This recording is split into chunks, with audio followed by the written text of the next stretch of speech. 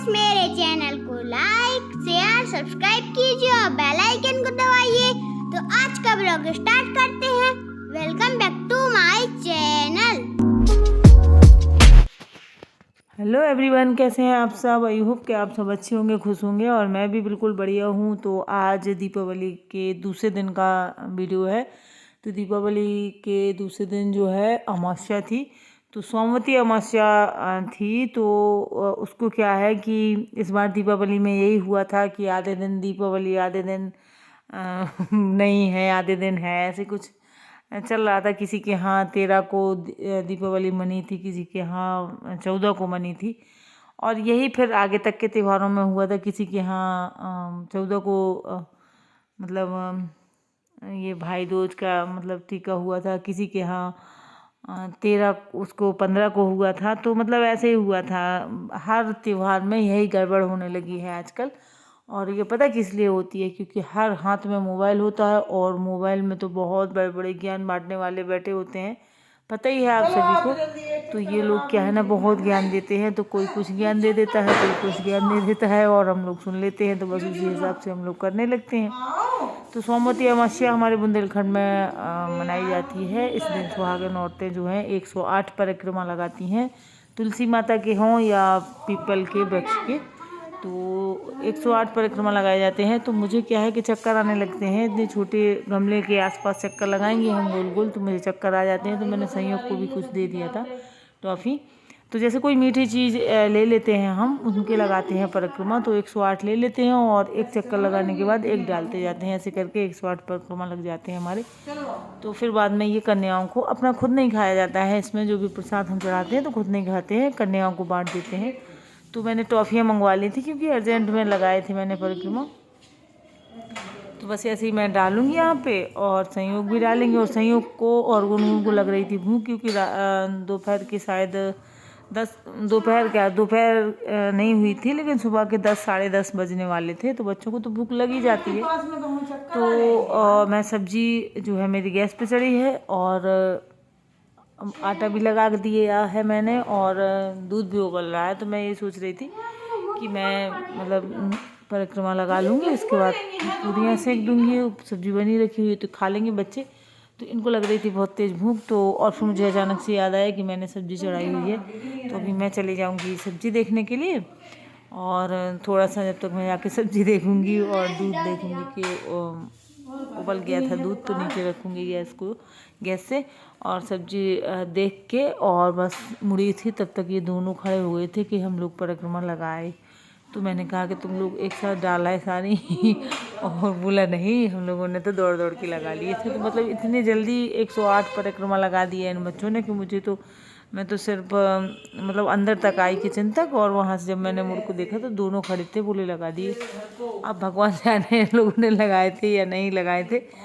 और ये देखिए मेरी पायल गिर गई है, यहाँ पे खुल गई थी। तो अब मैं अपनी मतलब पायल ठीक कर लूँगी। और आज बस यही हुआ था। दीपावली के दूसरे दिन सिर्फ सोमवती अमावस्या थी। तो बस वही मैंने परिक्रमा लगाए थे, हमारे मोहल्ले में सबने लगाए थे। और इसके बाद फिर कोई ऐसा काम था नहीं, क्योंकि दोस्त तो थी नहीं। और वो गोधन पूजा भी हमारे यहाँ होती है, लेकिन आज नहीं थी, दूसरे दिन थी। तो इसलिए आज कोई ऐसा काम नहीं था और छुट्टी थी बच्चों की। तो फिर ये देखिए मैं अपनी शायद पायल ही ठीक कर रही हूँ। और इसके बाद परिक्रमा लगा के इन बच्चों को खाना वाना खिला के हम लोग भी खा लेंगे। और दोपहर में फिर दोपहर में नहीं, शाम को फिर चले गए थे हम अम्मा के यहाँ। फ़ोन आया था उनका। दीपावली में तो जा नहीं पाते हैं, त्यौहार के दिन अपना घर पे ही करते रहते हैं। वही आपने वीडियो में देखा होगा, सर्विस आ गया था बच्चों को लेके, तो बस उतना ही मिल लिया था। तो जैसे हम लोग यहीं रहते हैं और फिर त्यौहार हो कुछ भी तो नहीं जा पाते हैं। तो ये देखिए ये आ गई थी कि आप जाओ मम्मा और सब्जी देख लो, हम और मैं और संयोग लगा लेंगे परिक्रमा। तो बस ये इनको 2 मिनट नहीं हुए थे और ये परिक्रमा लगा लिए थे इन्हें। तो बस इसके बाद अम्मा के यहाँ पहुँच गए थे। और ये हमारे यहाँ दीवारी नृत्य